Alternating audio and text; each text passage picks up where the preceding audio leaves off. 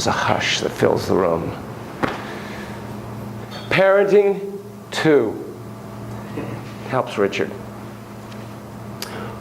What do you remember of parenting 1? Actually, let's take a step back. What do you remember when we talked about childhood? What are some remembrances when we talked about childhood, how it's different from adulthood? Please. That it's not like an adult in training, that the child's not an adult in training, like they're in their own category, like not to view them as like adults. Correct. I mean, first of all, we have to honor their spirit, beingness, be respectful to them as full human beings, even if they haven't fully myelinated all these various brain areas and whatever. What do you remember? God, I'm sorry, this sounds like a pop quiz, and I promised you I wasn't going to quiz you. I'm not, and it's okay if you don't remember. You're no better human being, no more lovable, whether you remember this or not. Do you remember the one part of the human anatomy that's fully developed 8 months in utero? Amygdala. And I just saw, by the way, a tweet, and I haven't read it yet, where somebody had no amygdala and still had profound terror. Go figure. Can't wait to read that. I know. I like that. I will pass on that tweet, actually, because I'm really curious. I haven't read it yet, but I'm curious, how is that possible? That's interesting. It is an orchestra. Even though we might be focusing on the piccolo section or the cellos or whatever, it really is an orchestra. I mean, I know that. We all know that. What else about childhood that's different than adulthood? Well, you said that neurology is different, which Yes. brings us to a question, which is I heard recently that the prefrontal cortex isn't fully developed until 25? 26. Is that right? Myelinated. Yeah, so you know what myelination is, right? Connections, yeah, and the white matter. They discovered that white matter, which they thought was just kind of like background noise, is enormously important. And it's the myelination factors, the connective tissue-y stuff. Correct. When we get to adolescence, again, we'll talk about the neuroanatomy or neuropsychology of adolescence. How any of us survived it is astounding. It's astounding. It so beats the odds given the neurostructure. It's unbelievable what goes on in adolescence. Unbelievable. In like, why'd you do it that way, dude? But if we think that our hardware is still basically 30,000 years old, it's basically the same hardware as 30,000 years ago. A lot of updates, a lot of new software in there, which does, when we get into the wonderful concept of epigenesis. Do you guys know epigenesis? We'll talk about epigenesis. Great stuff.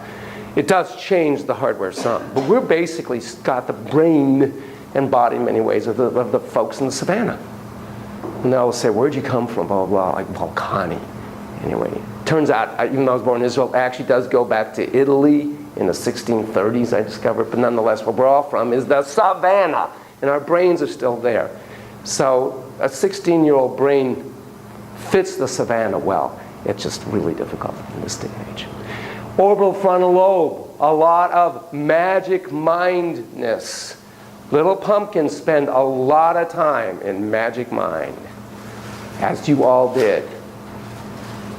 So that's a really different way of being in the world.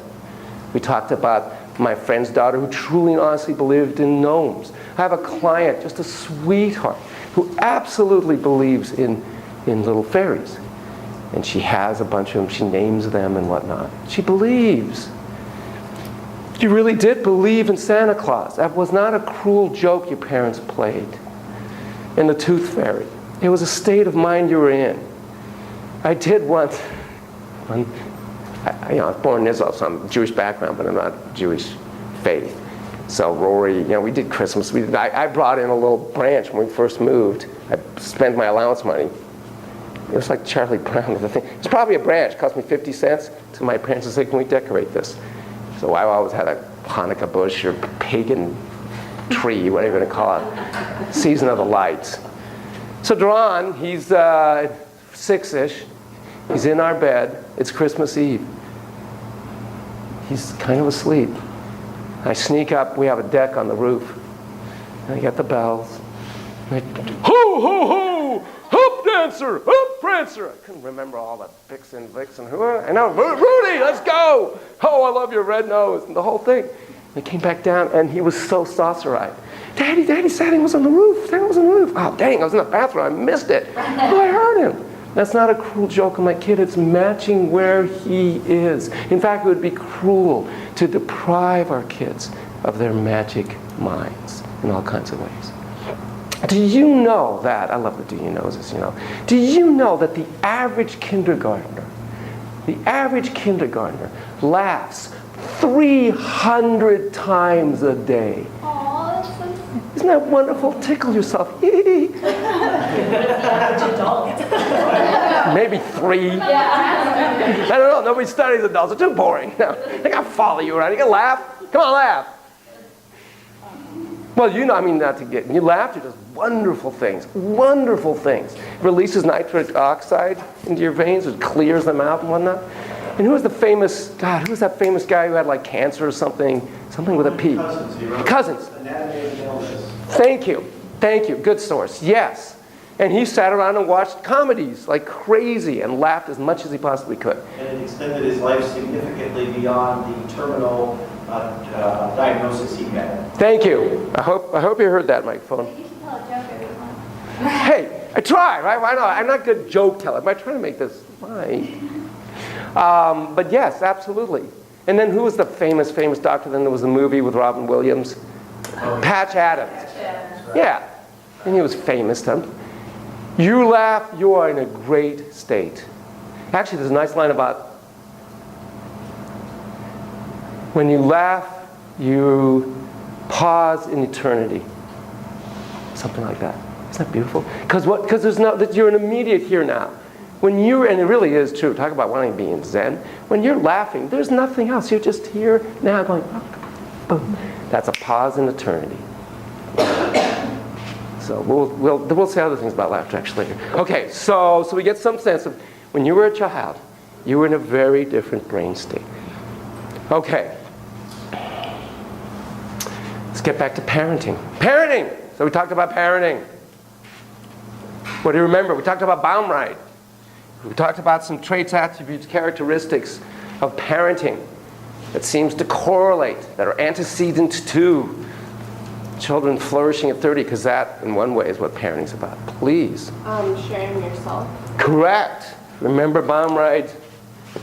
He had kind of 4 aspects, and the 4th actually was sharing self. You get to be a real human being with thoughts, feelings, fancies, reactions of your own that you get to share with your kid.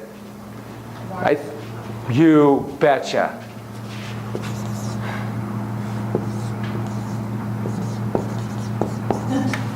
Structure, boundaries, settings. Correct, but and what's the other part of that? If you're going to set limits and whatnot, it's okay to look at your notes.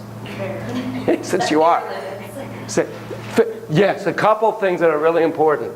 They have got to be fair. I sent you, did I tweet it? No, I actually emailed you. Hopefully you all getting the emails. You didn't get, are you on the email list? I don't think so. Be kind. Be kind. DRV, Dr. V, at volcani.com. Okay. Just say, here's my email. Because I got to put you on that. I in fact, even sent one out that said, I think somebody's missing on the email list. Obviously, you didn't get it. There's a little paradox there. For all of you not here, please raise your hands. We'll send you an Yeah. So what I sent you was a link to what I mentioned last time. Remember the monkeys? There's the monkeys and bananas one. I don't have a link to that. There's the monkeys and the grapes. Remember that one? Yeah. It's primordial. It's primate. That sense of fairness is primate. When you set a limit, you're putting a door. Then when you're in, especially for teenagers, they feel like you just slammed the door in their face. To the best of your ability, put a window in it. And that gets to, so limit structure, whatever you want to call it, it's got to be fair. It's got to be explained, which kind of explains why it's fair, including why it's not fair. Again, a kid says to you, that's not fair. What's the first thing out of your mouth? That's not fair, Mommy. I know. What do you mean you know? So why are you doing it? Explain. Explain what? It's not fair. It's not fair. How come he gets to go and I don't? All the other kids get to go. How come I'm not getting to go? It's not fair. list. Why are you looking at me? Go take a parenting class. No, I'm sorry. You're getting worse and worse. I'm sorry. Your safety is way down. I apologize. I could see that. I apologize. I'm not here to make you feel unsafe ever. The first part's right. agree. I would just amplify it a little bit. Honey, first of all, get down, but you're already down. You're absolutely right. And I'm sorry it causes such pain. I don't blame you one bit. It drives me crazy when something feels unfair. I love that your spirit and your sense of like, this is right, this is not right, and I love how you stand up for what makes sense to you. That's awesome. That's going to serve you so well in life. That having been said, and then you go on. And then, but you keep, empathy doesn't stop with it isn't like a formula. I'm now going to empathize. Yes, I understand it's a bummer that's not fair to. Now I'm going to tell you, now you keep checking back in. I see it's still not convincing to you. I see you're still not, I get it. Share yourself. I'm constantly saying, boy, I remember when. I'm not doing the 5 miles in the snow story. I'm talking about, I have the exact same feeling that you have. It makes total sense what you've got, that sense that this isn't fair. And then you find a positive aspect to that.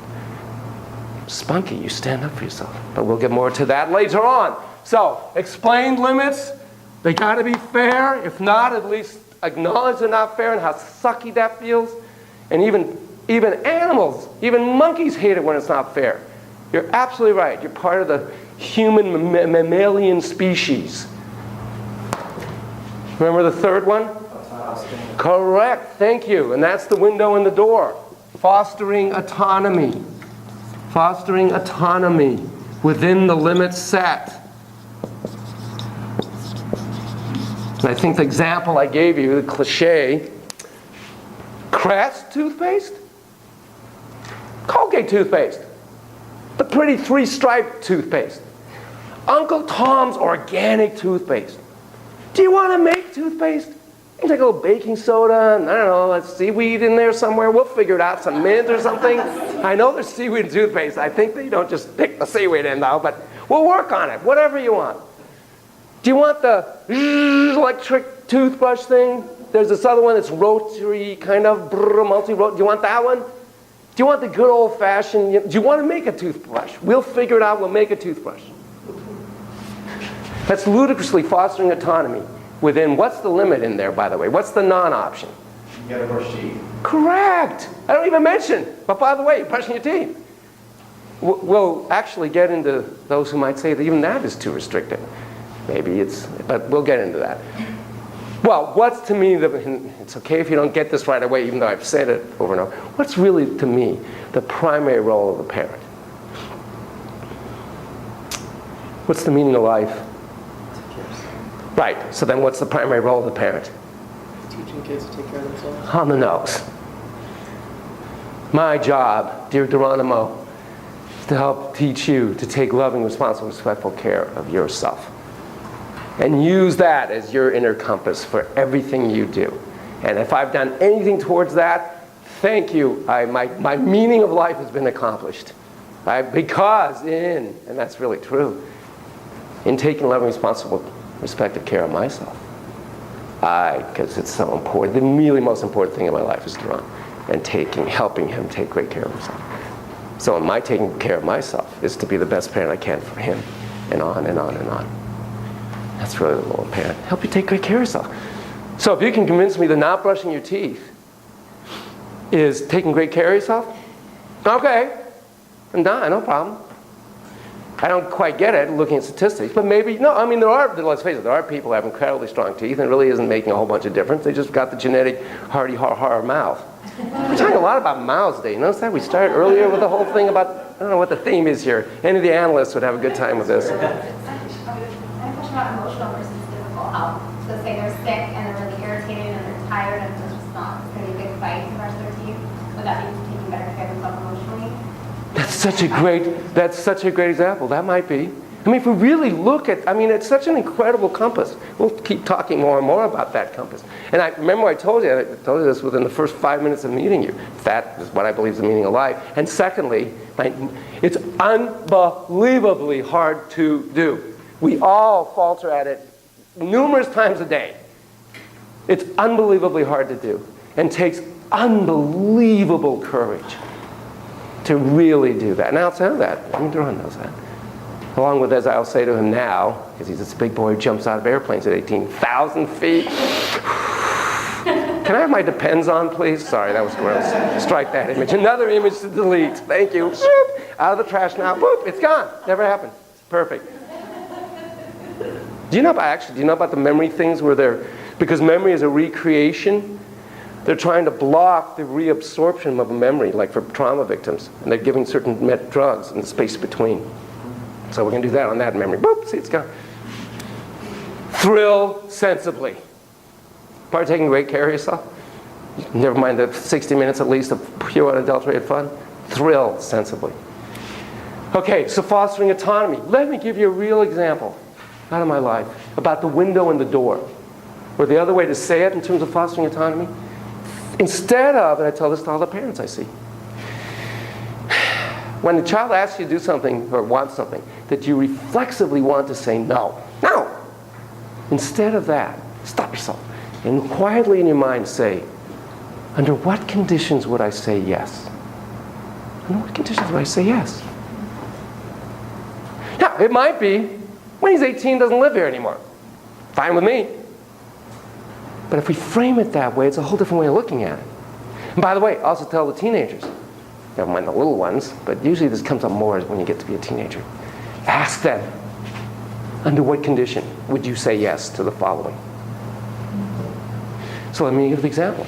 So you all know about Duran, and Duran grew up, I think I've told you, we really grew up in a tribe, which is so cool. Again, I'm an only child and whatnot, and Rory, my wife's part of 7. She has clan, huge clan, which is cool, really cool. Duran's part of this huge clan.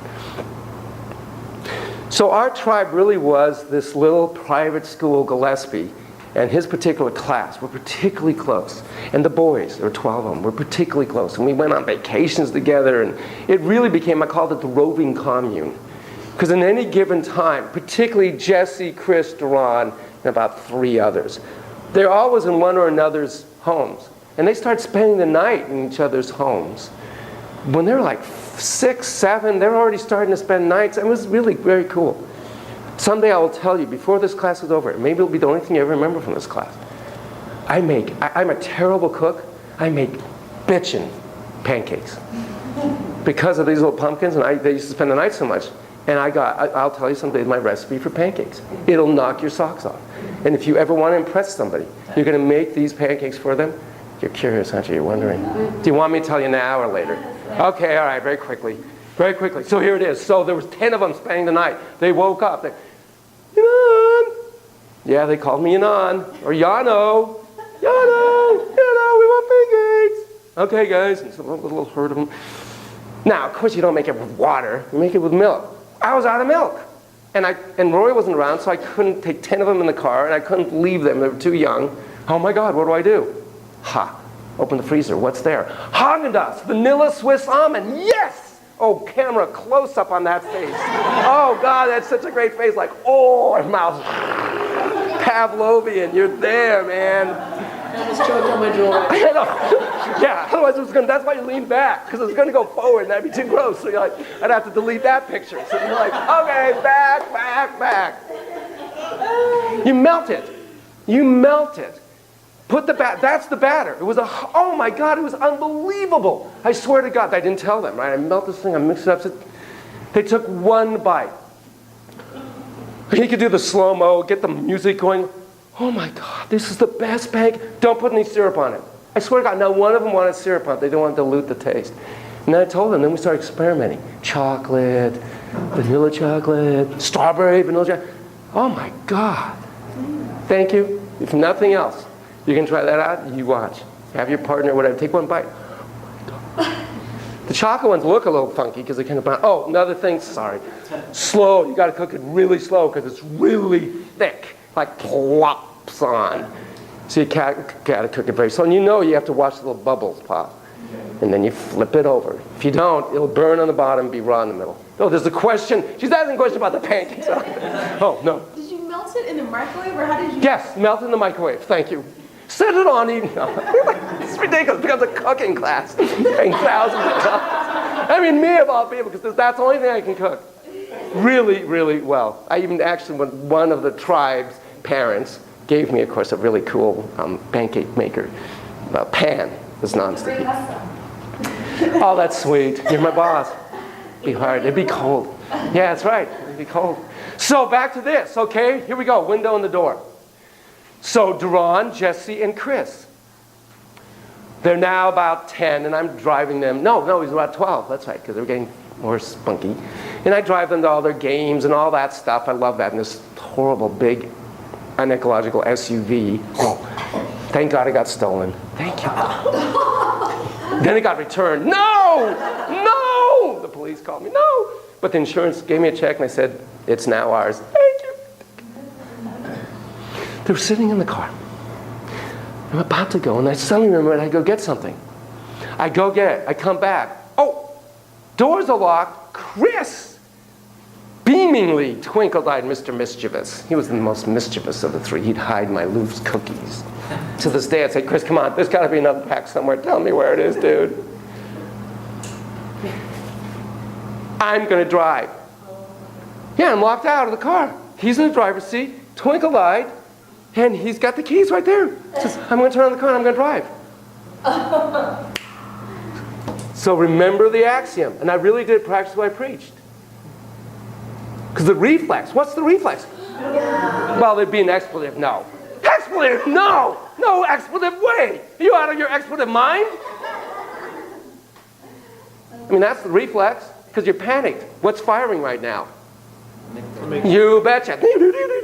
I'm always looking at people's brains like, oh, they make this fire, I can see it there. If I'm all right.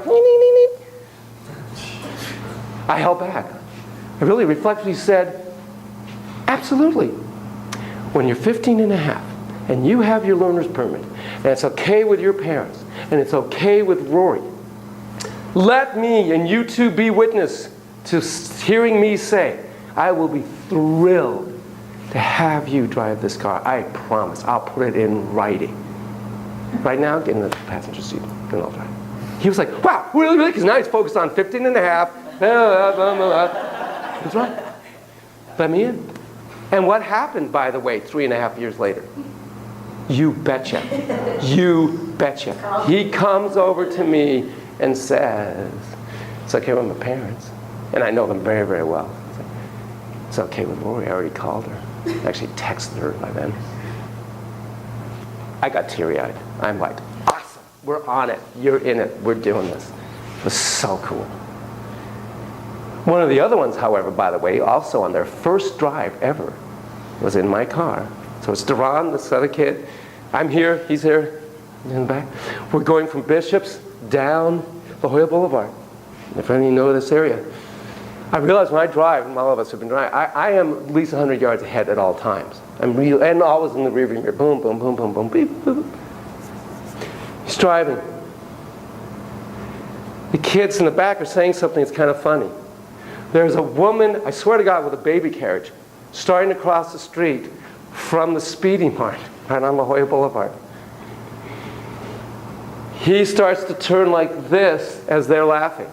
The world starts to go slow motion to me as I'm watching this woman seeing this big black sub coming closer to her baby. I see she's about to do the ultimate sacrifice. Take me, not my baby.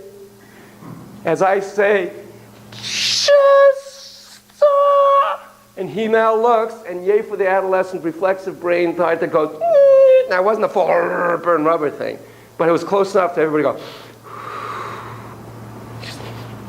and then what do they say? Whoa, she's really hot. God, man. Testosterone. So how about kicking in about 30 yards earlier, never mind 100 yards. Oh, there's a hot lady, let me slow down. True story. Unbelievable. Incredibly powerful. Foster autonomy. Because it hooks into fairness. Chris intuitively understood. That's fair. He didn't say that, but that's really what I'm hitting there. Because without a window, what is it? Not fair. The most insulting thing you can say to a kid, as you know. When they say, but why? And you say, hey, exactly, because I said so. I'm the power amp, dude. I'm Mr. Power Ranger. And I got more power than you, okay? So what I say goes. You're all thinking the appropriate response to that. Expletive you. if you got one iota of chutzpah, spunk, you're like, of course you, but you don't say it because anybody's like this, you're not going to say that to them. And in all this, you get to see yourself. Tell them about yourself. Especially relevant to what they're feeling, thinking, perceiving right now. Because in doing that, remember I showed you this, and it's okay you won't remember this. I think I told you this the first day. When you do that, you value and validate, V square, their thoughts, feelings, fantasies, worldviews, perceptions, etc., etc., etc. And when you do that, you create psychological safety. Please, I know you have so many other things to do and so many things to read and all that other stuff. Please read Stolic. At least skim through Stolic. It's a wonderful parenting book. As I said, I'm rereading it first time in 30 years. I'm going, this is bitchin' stuff. Even though it's 1972, he really tried to do something different. And write a parenting book on how to optimize our little pumpkins, for taking a very empirically based philosophical stance. And that's really unique. And he did a beautiful job. He talks a lot about psychological safety and safety needs and whatnot. Okay. So let me say all this from a slightly different way. Value and validate the inner world of the child. In that way you are, what's the R squared? Do you remember this? It's okay that you don't. Reflexively reflecting. You reflexively reflect their world. Thoughts, feelings, and that's my number one goal for this class, right? That you have an attitude about kids, so that you value and validate their inner world. And you show that by reflexively reflecting it back to them.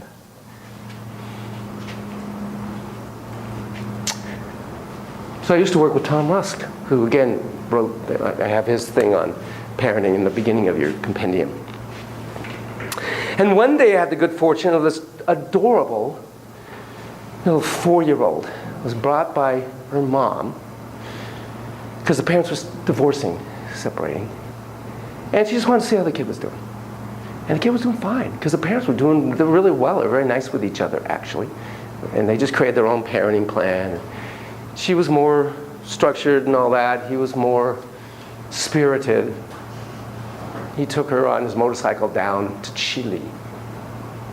And she was okay with that. He told her ahead of time. He didn't just abscond with the kid. But, he had adventures with this kid. And she appreciated his adventurous spirit in that regard, but it was very hard to be married to somebody that adventurous. I didn't see her until she was 8. She called. Because I was in Tom's office, we actually had a secretary, Jan, wonderful Jan. We'll call her Lucy. Hi, I'm Lucy. I saw Dr. V. Tell him I want to see him again. She called. It's like, wow, okay, great. Comes in, sits down. She's 8 years old. Again, 8-year-olds are like latency, but they're still magic minding. When we get to latency, we'll talk a lot about how they're different from little pumpkins, but anyway. She says, this is really bugging me. I got something that's really bugging me. Okay, wow, you've grown. It's so nice to see you. Yeah, well, my grandfather died. Oh, honey, ow. Yeah, and I had things I wanted to say to him, and I didn't get to say it to him. And it really bugs me. Oh, wow, ow. Tell me about your grandfather. He was wonderful. I loved my grandfather. He looked like Santa Claus without a beard. Oh, honey. Obviously, I'm doing a haiku. It was, in those days, it was a 50-minute hour. There used to be a book called The 50-Minute Hour. We've cheated him of 5 minutes now. It's 45 minutes.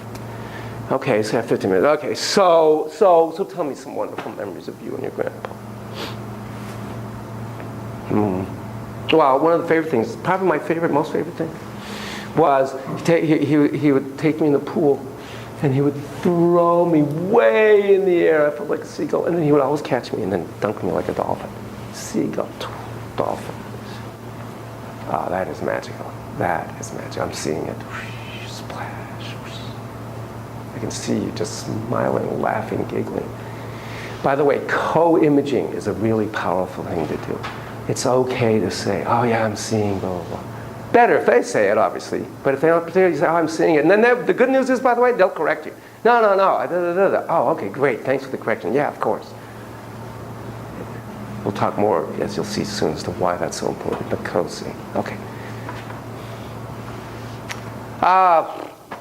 Afterlife, spirit, what do you know, that whole thing. What do you think? I mean, people have a lot of different beliefs about whether the soul, the spirit, whatever goes on. And just curious what your thoughts are on that topic. Again, this is really unusual. You don't usually interview 8-year-olds, but that's where she was, and that's what she was. She goes, oh, that's easy, that's obvious. Cool, tell me. Verbatim, I will never forget it as long as I live. You see, it's kind of like this. We all come from this, well, it's kind of like the sun. It's not really the sun. Abstract reason? Holy schmoly. But it's like that. Let's just imagine it's the sun. And we all come from that. And we are all just separate pools of water. And the sun shines down on each of us. And that's how we're ourselves. But we all come from this one sun. The Buddha has spoken. Thank you. Enlighten me more, Buddha asks. I mean, this is unbelievable. I looked at it, I was like, oh my God. You've been reading Jung? There's a whole myth about the sun. Anyway, it's totally archetypal. It's like, talk about the Dalai Lama. Dalai like D-O-L-L-Y. Dalai Lama. You're unbelievable, really. So let me get this again. We all come from this one place. Yeah. And we're all like beams of light. Yeah. So what happens when we die? Oh, we all go back to the source, to the light, where we came from. Of course. Duh. How hard is this? I was in awe. I just blew me away. Okay. Okay. Oh, what about heaven? And that whole thing. I mean, if there's an afterlife. She goes, oh yeah, of course. I'm ready to be enlightened.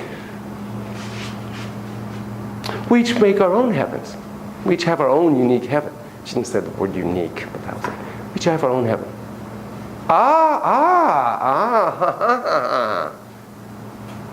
What's your grandfather's heaven? What's your grandfather's heaven? And she kind of looks like, oh, I see where this is going.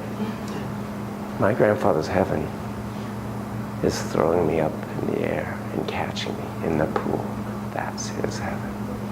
I said, okay, let me get this. We all come from the same place. We're all out on the pools of water. We go back to the same place. He is in his heaven. He is tossing you in the air. He is holding you in the air and then in his arms. Tell him what you want to say, and it'll beam right up, and he will hear every word you have to say. Thank you. And didn't see her for a long time. Isn't that cool? So maybe one way to look at parenting, here comes a kind of a hokey term, we are psychoanthropologists. Psychoanthropologists of the child's soul. Or, because soul is such a loaded word, spirit. So, and of course I'll define what a psychoanthropologist of the child's soul, spirit, this unique beam of light reflecting off of lake, pool of water. Sounded kind of haiku-ish like that. Now, despite the kind of new, it was that MD who died and came back, and it's 15 minutes of fame with a Newsweek, God exists or whatever. There is a heaven. Yeah, perfect heaven. And he's a neurologist, and they all say, wait a minute. There is no way you can say that it isn't the neuro state of a mind of going, but of coming back. That doesn't prove anything. And the hardcore neuroists would say In fact, there's a new book I just started. It looks fascinating, fascinating. It's on your Goodreads by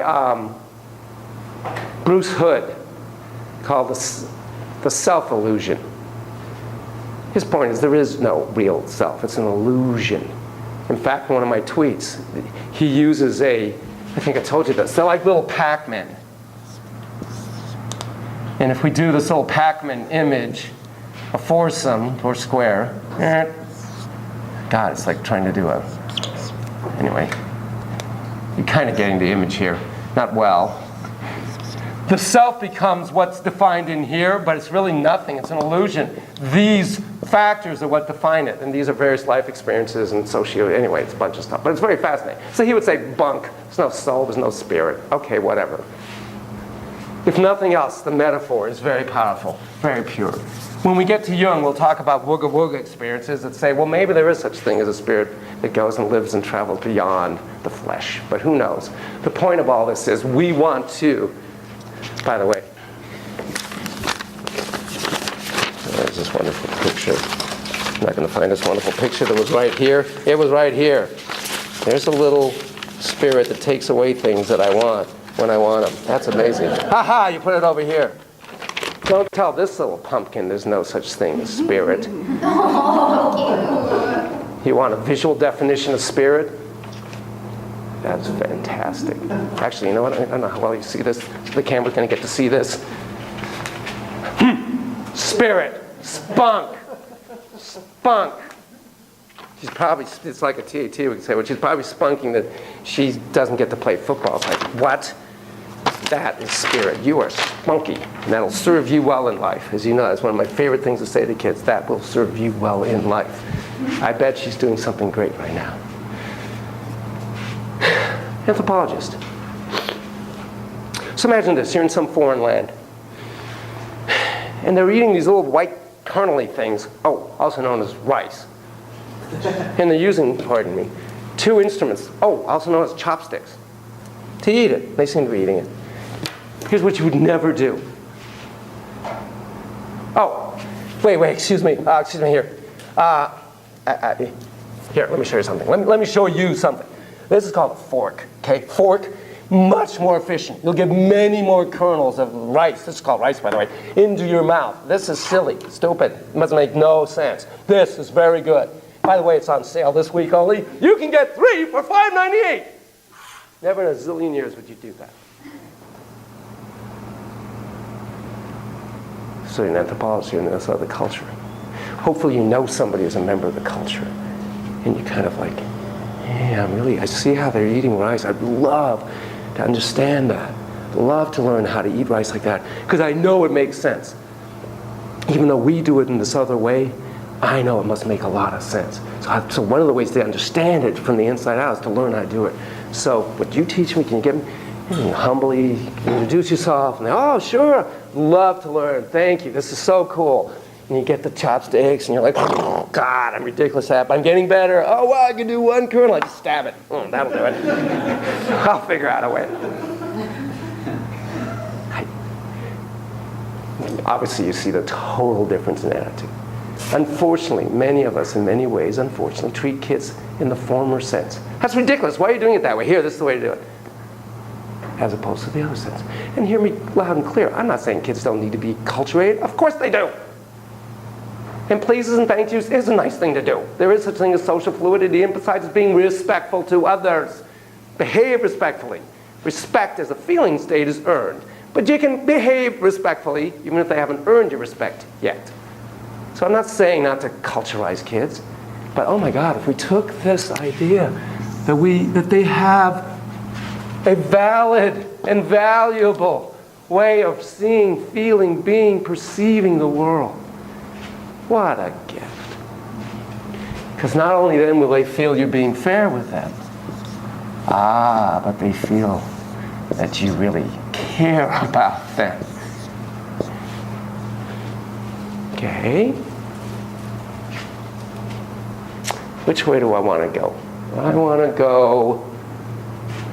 there's so many different ways to go. Which way do I want to go?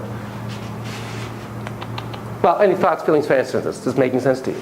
You mentioned a really good point when you're giving the story of the 8-year-old, and I noticed how you mentioned your first response was, ugh, just the actual getting to the feelings of what she was probably feeling versus, oh, I'm so sorry to hear about that, yada, yada. And I remember co-facilitating a group, and the facilitator said something related, this is to an adult, oh, I'm sorry, and she lost it. She's like, I'm tired of people saying I'm sorry.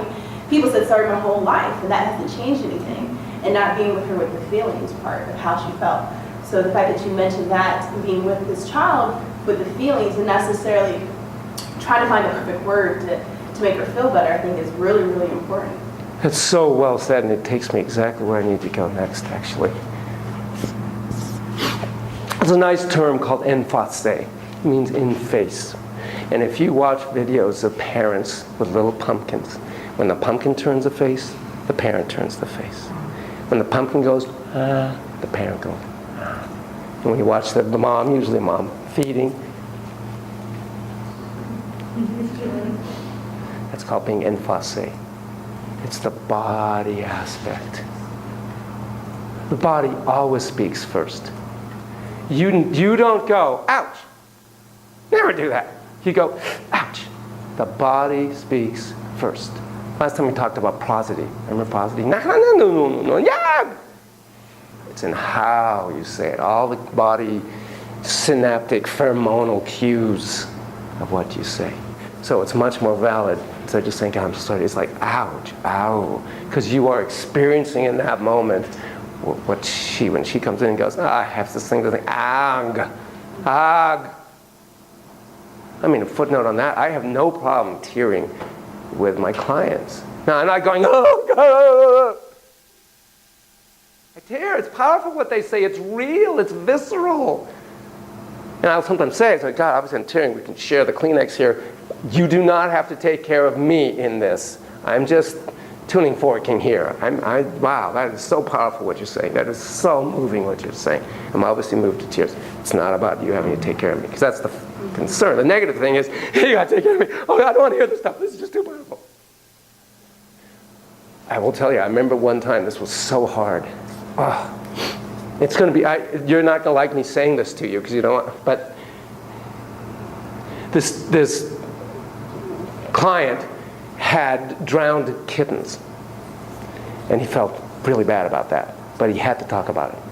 And he wanted to talk about it in detail. It was so hard for me to listen to him talk about that. He also drowned the mother cat. It was like, oh God, do I really have to hear this? I remember, that was the first time I was like, I can hear a lot of things. I don't want to hear this. But I did.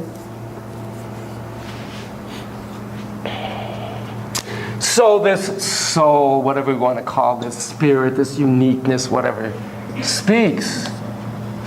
And it speaks, so to speak, in a variety of languages.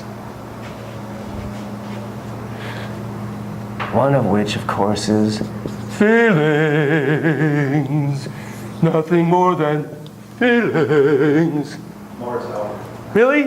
One-hit wonder. All those lounge lizards in the 70s sang that song. You have never heard it. Fortunately, actually. Maybe. That was sweet for a while. If the soul was a guitar you could never see, feelings would be the music by which you know it exists. Okay? You're very well trained in listening to feelings. How do you feel about that? There are two, at least, kind of groups, categories, if you want, of feelings.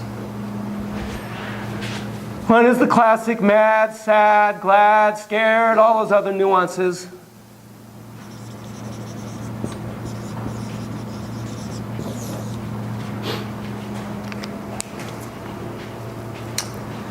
You're very familiar with that. And the other is, and it's a really interesting one,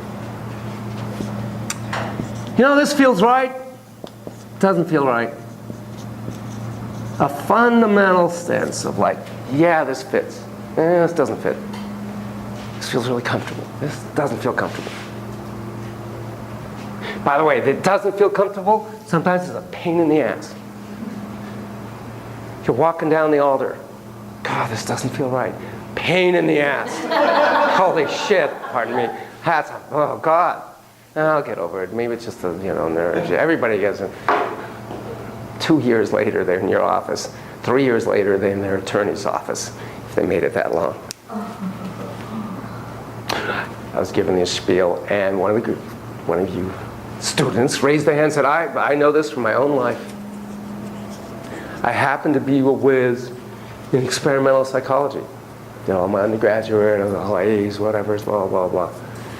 I applied to prestigious graduate schools in research psychology and whatnot, experimental psychology.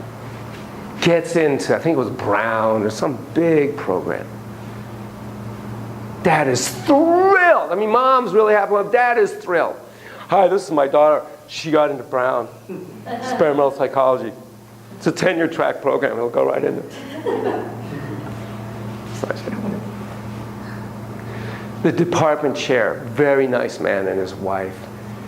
God, I said, listen, we're so happy you're coming. We're very excited. She'd already published papers and all this stuff. She did volunteer during the summer in labs, all that stuff, all the resume stuff.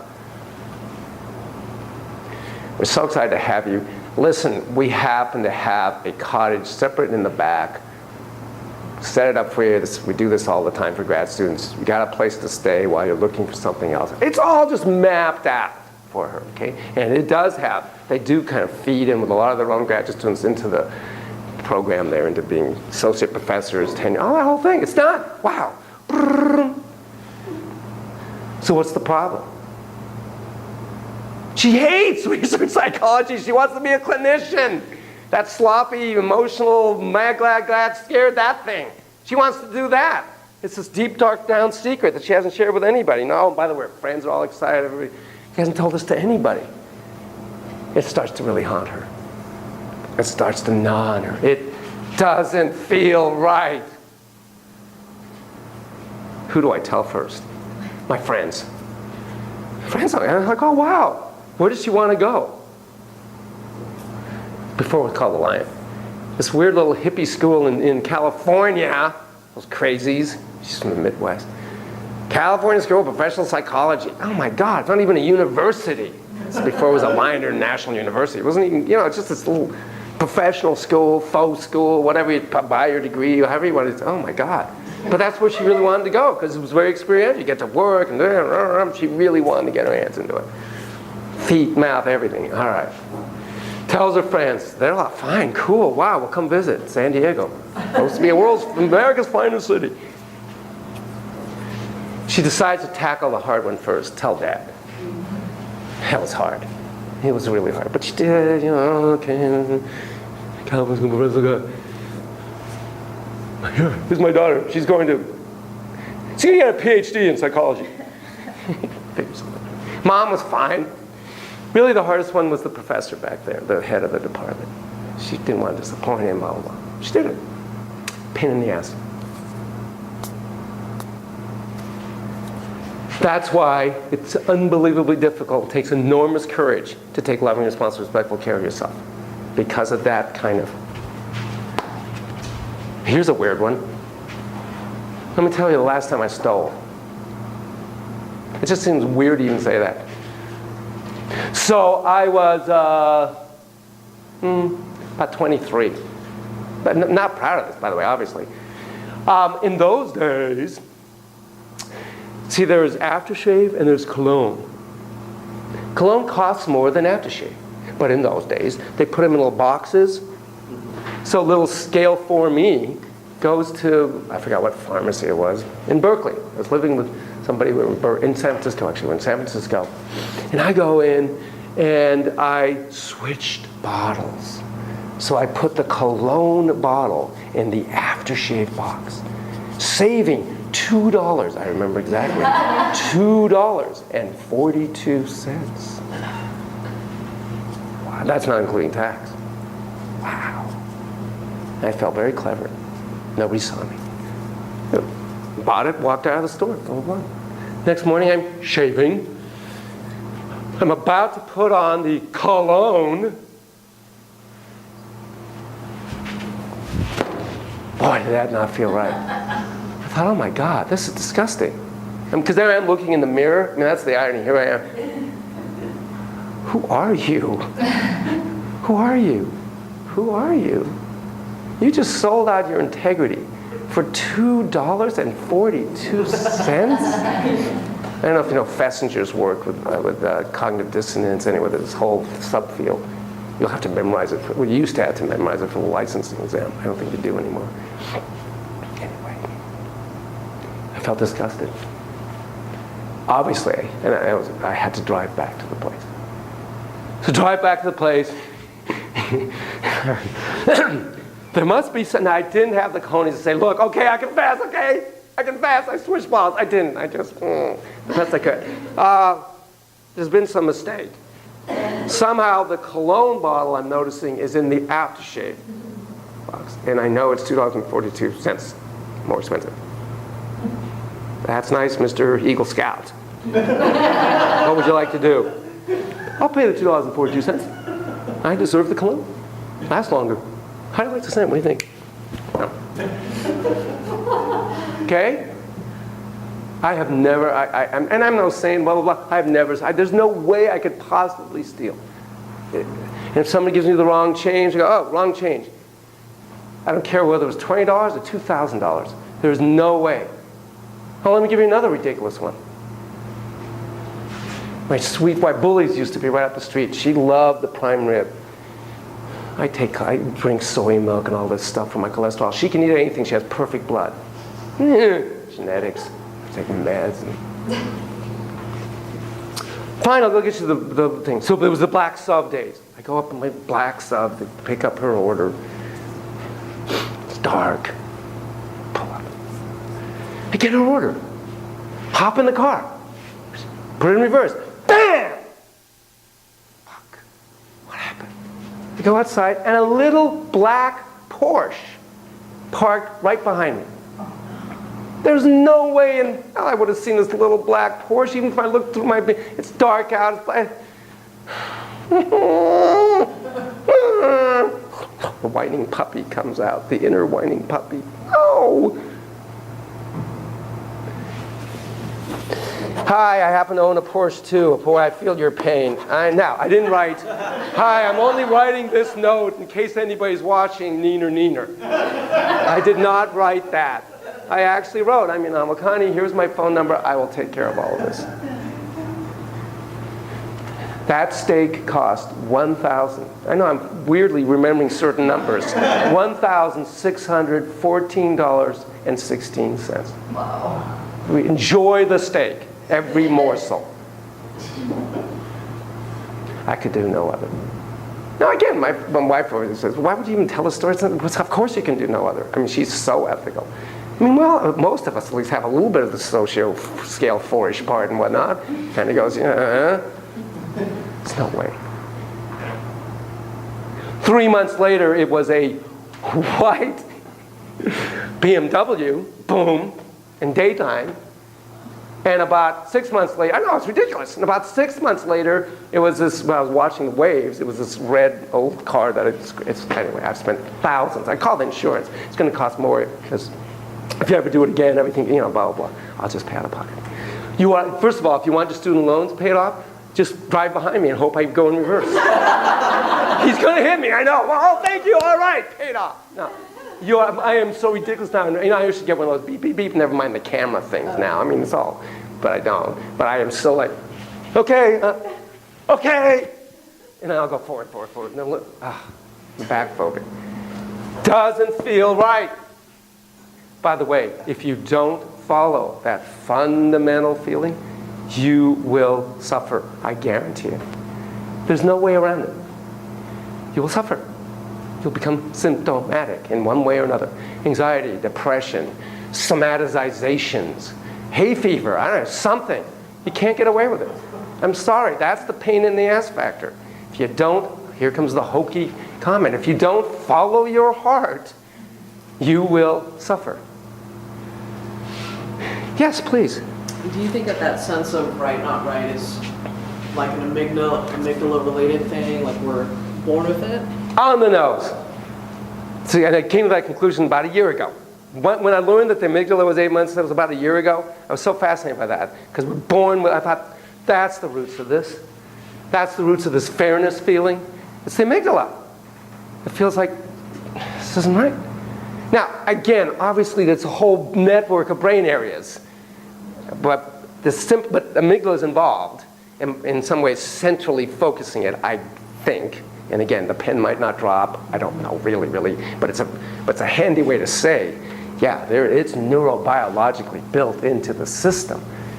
And I believe, again, if the role of the parent is to help the child take loving, responsible, joyful care of oneself, it's to put it in hippie terms or Hallmark terms, to help the child listen to and follow their heart.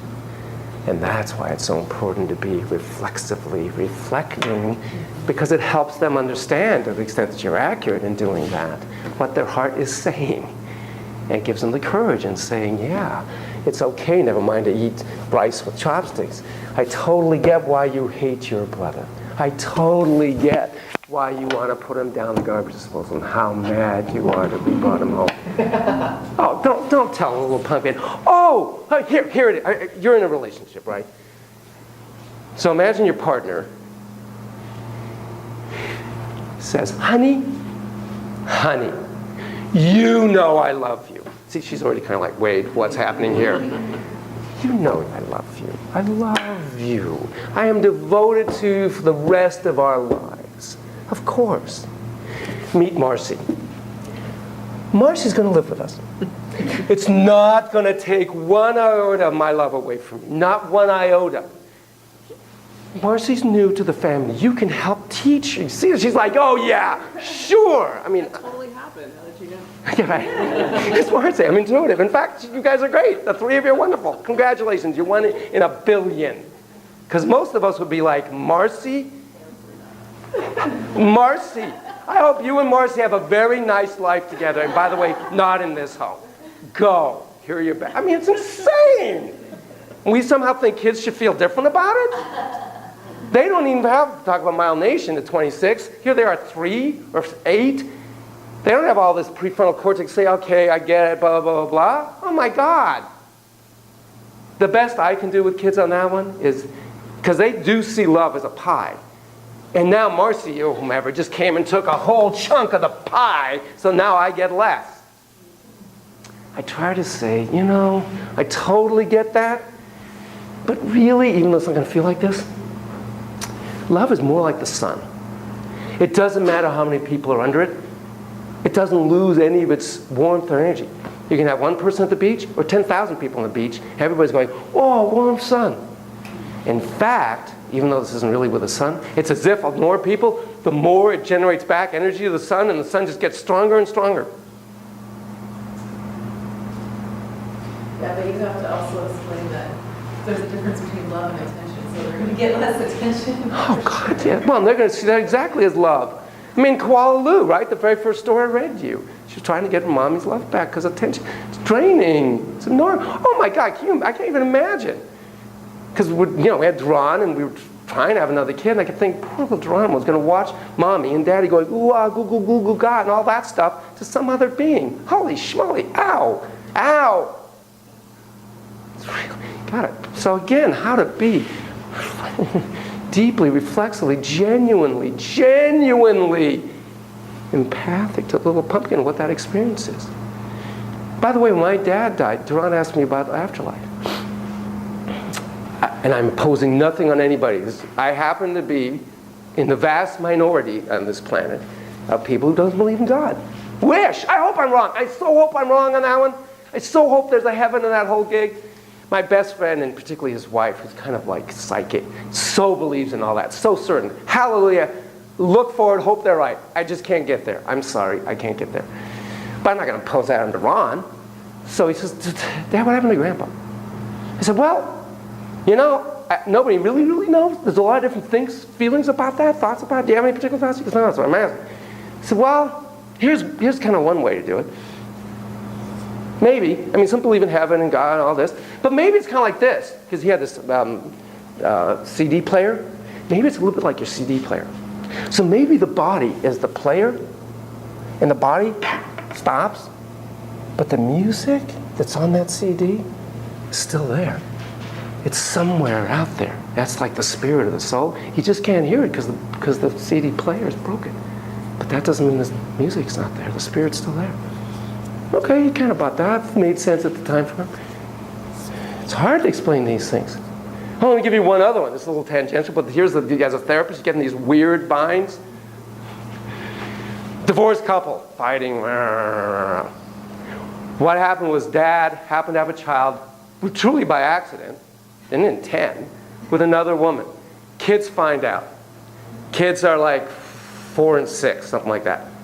They're in the office with dad. They're really mad at him. He's trying to explain it's by accident. They don't know the birds and the bees. They haven't been told yet. But they know it doesn't make any sense how he could do it by accident. They look at me. So he's lying, right? How can they do it by accident? I'm like, I can't tell you the birds and the bees because I don't have permission from mom. Mom's not there. I mean, I have permission to see the kids, let's be clear. Mom also brings them and all that. But in this particular moment, I don't have permission for you. You can tell them birds and bees. I said, did they do the breed? No, we haven't done that yet. Okay. Okay, here we go. It's the best I can come to it. You guys play football? Yeah, I love football. So imagine like this. There's at least two. Imagine this. So on the one hand, you're in the football game, and you're trying to make a touchdown. And the guy's in the end zone, you throw the ball, bam, touchdown, yeah, and everybody's excited, but you're thrilled. You tried to get you purposely got a touchdown. Now imagine another situation. You're just out there playing ball. Not even playing against another team or anything. You just happen to be throwing the ball around. And all of a sudden you catch it, and you look and you're like, hey, I'm in the end zone. I guess I made a touchdown. Now, you didn't try to make a touchdown. You just happened to end up in the end zone when you caught the pass. And I kind of went for it. I'm like, oh, okay. You gotta talk to kids at their level, their language, their worldview, so they get it. I told that to the mom. She laughed. Oh, okay. Do you guys have any of this right, wrong thing where you had to struggle that you're willing to share? It's okay if not. No? Okay. I would say that it's hard to differentiate between what you innately feel is right and wrong and what's taught to you by your culture, society, parents. So That's very complicated. You're right. Where do we get that sense? And how it becomes infused and melded? And how is it when what really feels right to us is different from, God forbid, so to speak, the culture at large? Wow. Well, gay, straight, that whole thing. I mean, we've come, by the way, one of the most wonderful uses of TV to me was finally habituating the culture to gayness and really making Modern Family's fantastic. I just watched it I love Modern Family. God, and you never even think, they're wonderful. They're wonderful together. You don't even think, but it started way back. What was the Grace and something? Will and Grace? I never saw that one, but I know that. hilarious. Right. It goes way, way back, but that helped the culture. Like, come on, you can do this. Come on, rednecks, we can do this. It's ridiculous. It's so ridiculous. But it really helped. Well, actually, Murphy Brown was one of the first, way before your time, to say, hey, by the way, alcoholism is real. And you can say, yeah, I'm an alcoholic and I'm doing something about it or not. Or, oh, wow. That's really cool. But when you go against the pervasive dominant culture, holy schnoly. And frankly, in all due respect, I've already told you, I believe for neurobiological reasons, women are better people than men. It's called oxytocin in combination with estrogen. And it's also where your mirror neurons are set up versus ours. But anyway, and if the world was run by women, there really would be less wars and there'd be less murder, all that stuff. In all due respect, I'd never want to be a woman. In all due respect, because it's such a struggle, still. Oh no, it's still, look at this one. Oh yeah? Okay, Xena. That's not meant as an insult. Xena's awesome. You ever watched it? And now that, sorry, keep saying. No, it's more important by what you have to say, but I want you to say more than me. But in general, it's just because it's so hard. I think it's so hard to be a woman in the world. Never mind just all the sex stuff coming at you. Oh God, that would be so weird to me, being stared at all that. Just the creep factor gets so, but and the ambivalence, because on one hand you want to be attractive. Oh God, I can't even imagine all that conflict you have to deal with. And little girls, little pumpkins, as they grow up and when they're tweeners, torment and torture. It's really difficult. You're heroes. You're all heroes. Okay. Others about, yes, you had a... Yeah, just kind of going off, like, you know, when you were telling that student that they took her got into Brown, and, Yeah. you know, it just was like, I was thinking that, you know, the internal struggle I would have, you know, to just have the disappointment of my family and my mom and everybody who supported me, and, you know, I don't know if I'd have the courage, you know, to be able to say, no, this really isn't for me, or, you know, I need to go in a different path. You know, because I've heard students even, you know, they've gone 3-4 years into grad school and realized that this isn't the right path or career for me, and I feel like, I don't know if I can do that. It's very, very, that's why I say it takes enormous courage. So the way that I raised, you know, you have to, once you start something, you finish something. Right, you're committed. You're Exactly. committed. You're committed to, you follow through on things. I mean, again, when we get back to that list of traits, qualities, attributes, one of them is to be able to be committed. And remember, we said grit. Remember, we talked about the 7 pod. One of the things I sent you that, by the way. I hope you got that. I sent you the link to the article. And one of them is grit, which is, you know, basically tenacity under stress, when it's difficult. And you stick with it anyhow. And when is that taking good, loving, care? And when is that not? And not listening to your heart? That's really tricky. And how, as parents, can we help our kids discern that?